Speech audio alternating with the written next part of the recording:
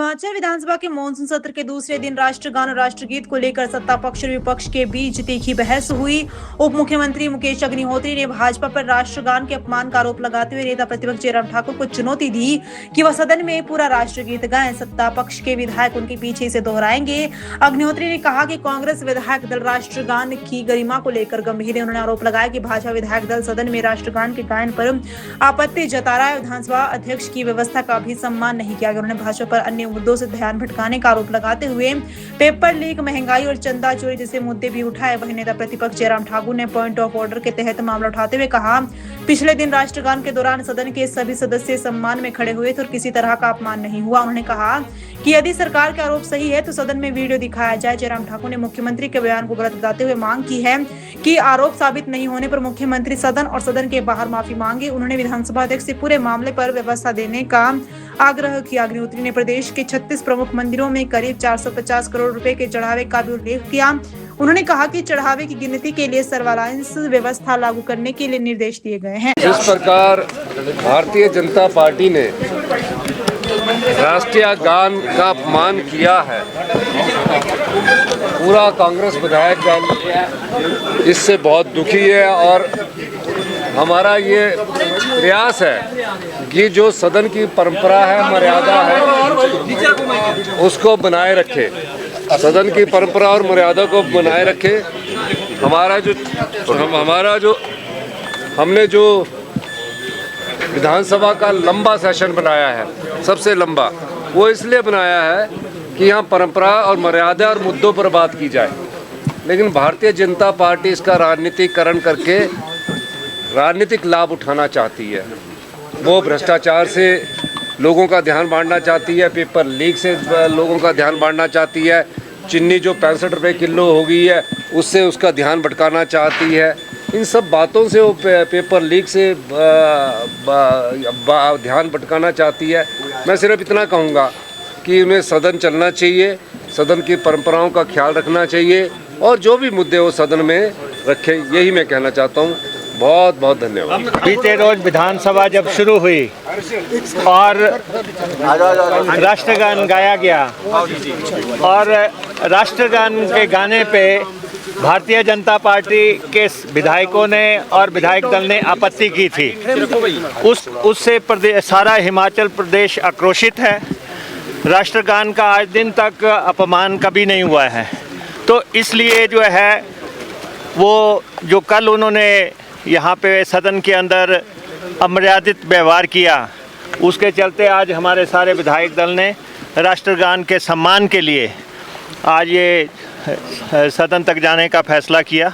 इसमें हमारे मुख्यमंत्री जी यहाँ पे अभी आए हैं और सारा विधायक दल राष्ट्रगान को पूरा देश पूरे सम्मान से गाता है। और उन्होंने राष्ट्रगीत की बात की।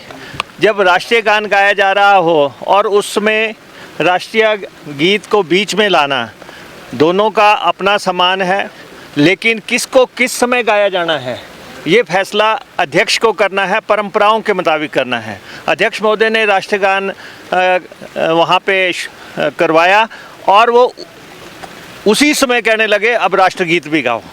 ये उनका फैसला नहीं है।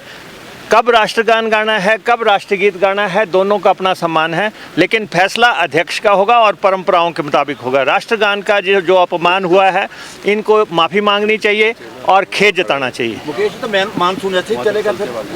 नहीं, हम तो सदन चलाने के लिए जा रहे हैं, सारा विधायक दल अंदर जा रहा है। सरासर झूठ। कल विधानसभा के अंदर राष्ट्रीय गान जब शुरू हुआ, सभी विपक्ष के माननीय सदस्य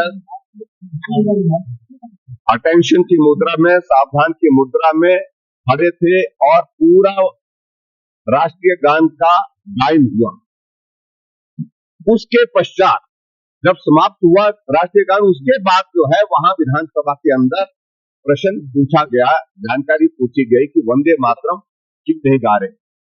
और इसलिए अगर मुख्यमंत्री जी और उसके बाद कांग्रेस के विधायक मंत्री जिस प्रकार से झूठ प्रचारित करने चाहते हैं, प्रसारित करना चाहते हैं, आज हम अध्यक्ष महोदय जी के समक्ष अपनी बात कहेंगे।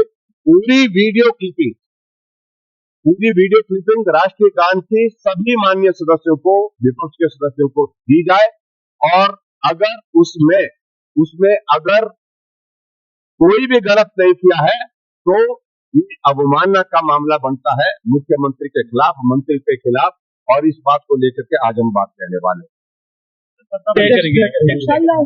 यही बात कही है कि तो पूरे देश में वंदे मातरम के संदर्भ में बात बड़ी स्पष्ट हो गई कि कानून बन गया लोकसभा के अंदर, राज्यसभा के अंदर बिल पारित होने के पश्चात, और 15 अगस्त को, अब की बार 15 अगस्त को पहली बार देश के स्वतंत्रता दिवस पर प्रधानमंत्री नरेंद्र मोदी जी ने वंदे मातरम के साथ जो है उस कार्यक्रम की शुरुआत की। तो वो एक सीधी सी बात है, सीधा संदेश है कि वो पूरे देश के अंदर उसी रूप में लागू होना चाहिए जिसकी शुरुआत 15 अगस्त को हुई। और 15 अगस्त के बाद अभी विधानसभा के अंदर ये सप्ताह जो मानसून का हमारा शुरू हुआ था, यहाँ वंदे मातरम से शुरू करना चाहिए था, पहली बात। और दूसरी बात, मुख्यमंत्री ने पिछले कल विधानसभा में आने से पहले जो बाइट मीडिया को दी, उस मीडिया की बाइट में अगर आप विस्तार से जाएंगे, उसमें ध्यान से देखेंगे, उसमें एक बात कही है कि कांग्रेस की वर्किंग कमेटी में यह फैसला हुआ कि हम 2 ही स्टैंजा गाएंगे, पूरे वंदे मातरम गायन का जो है वो हम कार्यक्रम नहीं करेंगे। ये फैसला कांग्रेस वर्किंग कमेटी की बैठक में हुआ। जब कांग्रेस वर्किंग कमेटी की बैठक में ये फैसला हुआ और उन्होंने अपनी मंशा जाहिर कर दी, इसका मतलब है कि वो वंदे मातरम के प्रति अभी भी सम्मान का, आदर का, श्रद्धा का भाव नहीं रखते। और ऐसी परिस्थिति में बड़ा साफ मैं कह रहा हूं कि कांग्रेस वर्किंग कमेटी तय नहीं करेगी कि देश के अंदर वंदे मातरम गाया जाएगा या नहीं गाया जाएगा। ये हमारा जो कानून पास हुआ है लोकसभा द्वारा, ये इस बात को लेकर बड़ा स्पष्ट है। और आज भारतीय जनता पार्टी ने लोकतंत्र का गला घोंटने की कोशिश कर रही है। कोशिश क्या है कि पूरा आमदा हुई पड़ी। पंचायती राज संस्थाओं के चुनाव पहले वो स्थगित करना चाहते थे, करवाना नहीं चाहते थे, लेकिन आखिरकार हाईकोर्ट और सुप्रीम कोर्ट में जाने के बाद फैसला हुआ पंचायत के चुनाव करवाने का, और चुनाव की तारीखें तय हुई, यानी कि 31 मई तक संपूर्ण चुनाव की प्रक्रिया समाप्त हो जानी चाहिए थी। सुप्रीम कोर्ट की अगर जजमेंट की अगर हम उसकी स्पिरिट देखें, उसका भाव देखें, तो 31 मई तक चेयरमैन, वाइस चेयरमैन के भी चुनाव होने चाहिए थे। लेकिन आज पौने 3 महीने हो गए हिमाचल प्रदेश में पंचायत के चुनाव के परिणाम निकले हुए। शिमला की जिला परिषद के चेयरमैन, वाइस चेयरमैन का चुनाव अभी तक संपन्न नहीं हो पाया है। अब हाईकोर्ट ने आदेश किए हैं, तब जाकर के 10 तारीख को वहां पर 10 इस महीने की सितंबर की जो है चेयरमैन, वाइस चेयरमैन की तारीख तय की। और दूसरी बात, डिप्टी कमिश्नर जिस प्रकार का व्यवहार कर रहे हैं, ऐसा लगता है कि ये डीसी का ऑफिस नहीं है, डीसीसी का ऑफिस है। मैं इस बात को पहले भी कह चुका हूं, यानी कि इस तरह का लग रहा है कि कांग्रेस तो ठीक है दफ्तर बन गया डीसी का ऑफिस। आप कल्पना करिए कि डीसी तर्क दे रहा है कि मैं इसलिए चुनाव नहीं करा सकता हूं कि विधानसभा का चक्कर चला हुआ, उसमें कौन सी दिक्कत आने वाली है। और हाईकोर्ट ने बहुत गंभीरता से उसका संज्ञान लिया है, टिप्पणी की है डिप्टी कमिश्नर के ऊपर, चीफ सेक्रेटरी, और उन सबको आदेश किए हैं कि ये चुनाव हर हालत में संपन्न कराया जाए। अभी हमीरपुर के 4 डीडीसी के चेयरमैन, वाइस चेयरमैन के चुनाव नहीं हुए। सारी चीजों को लेकर के आज हमारा प्रदर्शन इसी बात को लेकर के है कि लोकतंत्र का गला घोटना बंद करें।